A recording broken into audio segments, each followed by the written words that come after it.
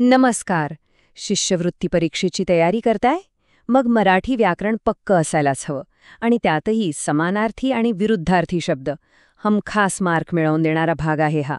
चला तर मग आजच्या या विशेष भागात आपण याच शब्दांवर एकदम मस्त पकड मिळवूया. हो, ही तयारी आपल्याला त्याच दिशेने पुढे घेऊन जाणार आहे. वेळ न घालवता आपण थेट सुरुवात करूया आणि बघूया की हे शब्द किती सोप्या पद्धतीने लक्षात ठेवता येतात. ठीक आहे. तर सगळ्यात आधी आपण बघणार आहोत समान अर्थाचे शब्द, म्हणजे समानार्थी शब्द. खरं तर कुठल्याही भाषेचा शब्दसंग्रह वाढवायचा असेल ना, तर ही पहिली आणि सगळ्यात महत्वाची पायरी आहे. तर समानार्थी शब्द म्हणजे नेमकं काय? अगदी सोपं आहे. असे शब्द ज्यांचा अर्थ एकच असतो किंवा अगदी जवळजवळ सारखा असतो. उदाहरणासाठी बघा, आनंद आणि सुख दोन्ही शब्दांचा अर्थ एकच आहे, बरोबर? चला मग अशीच काही अजून उदाहरणं बघूया. चला सुरुवात करूया काही भावनांशी संबंधित शब्दांनी. पहिला शब्द आहे आनंद. यासाठी आपण सुख किंवा हर्ष हे शब्द वापरू शकतो. मग आहे भीती, म्हणजेच घबराट किंवा डर. त्यानंतर येतं दुःख, ज्याला आपण शोक किंवा व्यथा असंही म्हणतो. पुढे आहे सुंदर. यासाठी मनोहर, रमणीय असे शब्द आहेत. आणि मोठा या शब्दासाठी आपण विशाल किंवा थोर हे शब्द वापरतो. आता यादीत पुढे जाऊया. लहानसाठी आपण छोटा किंवा क्षुद्र म्हणू शकतो. राग या भावनेसाठी क्रोध आणि संताप हे शब्द आहेत.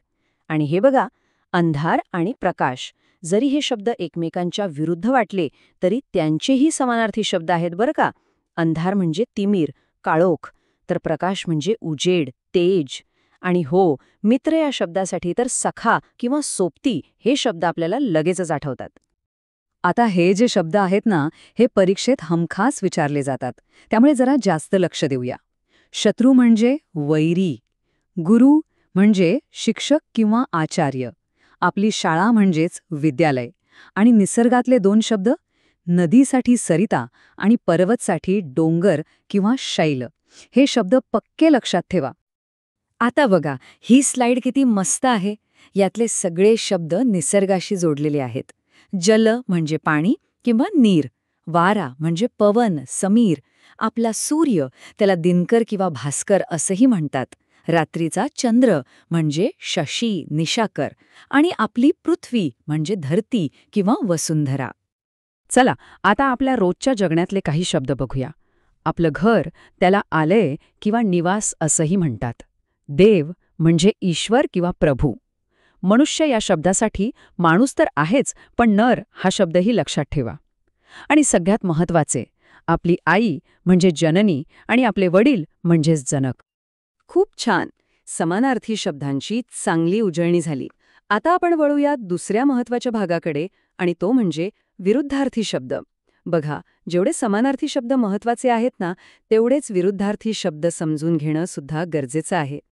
विरुद्धार्थी शब्द नावावरूनच कळतंय नाही का?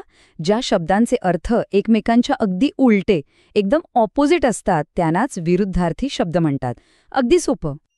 आणि हे बघा, ह्या चित्रातून तर ही संकल्पना अगदी स्पष्ट होते. दिवस आणि रात्र एकमेकांच्या एकदम विरुद्ध. चला तर मग आता पटापट काही उदाहरणं बघून घेऊया.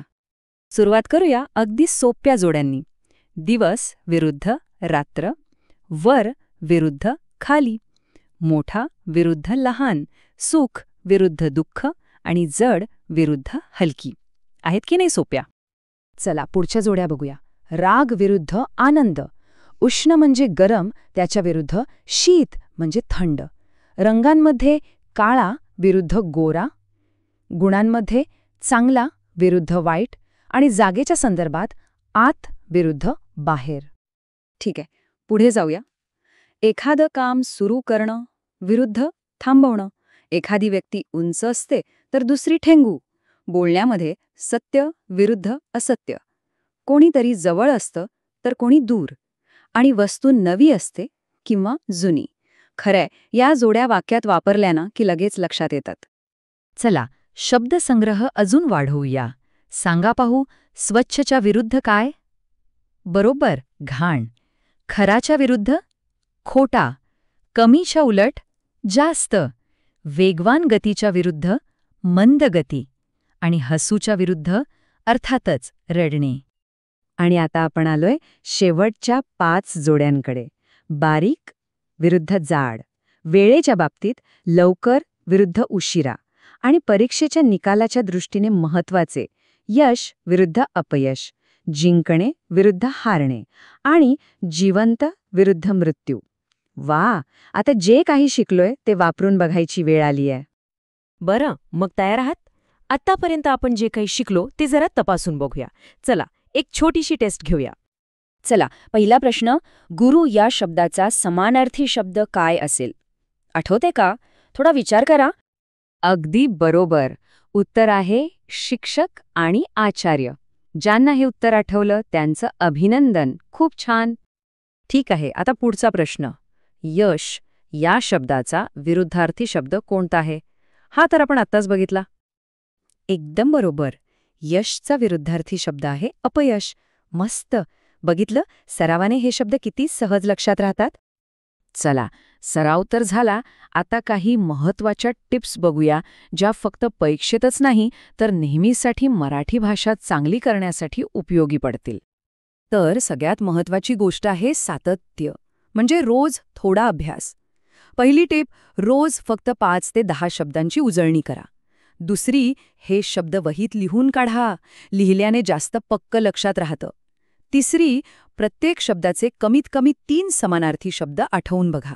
आणि चौथी, जी मला खूप आवडते, विरुद्धार्थी शब्द लक्षात ठेवण्यासाठी चित्र काढा. जसं आपण दिवसरात्रीचं चित्र बघितलं होतं तसं. तर मग आज आपण जी नवीन शब्द शिकलो त्यातला कुठला तरी एक शब्द आजच्या दिवसात नक्की वापरून बघा, कारण शिकलेली गोष्ट लगेच वापरली की ती कायमची लक्षात राहते. चला तर पुढच्या भागात भेटूया अशाच काही नवीन माहितीसोबत. तोपर्यंत अभ्यास करत रहा.